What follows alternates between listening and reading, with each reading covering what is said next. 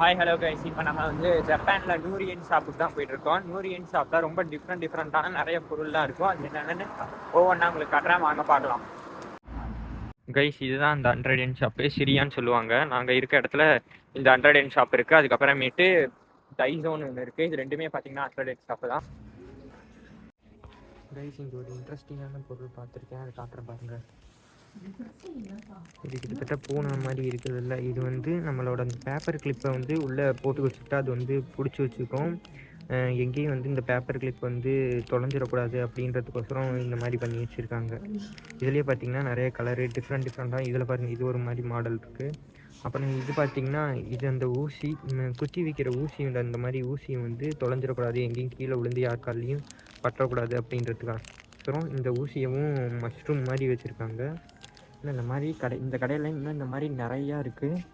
ஏதாச்சும் இன்ட்ரெஸ்டிங்காக கண்ணில் பட்டால் அடுத்தடுத்த வீடியோவில் உங்களுக்கு நான் காட்டுறேன். ஓகே, பாய்.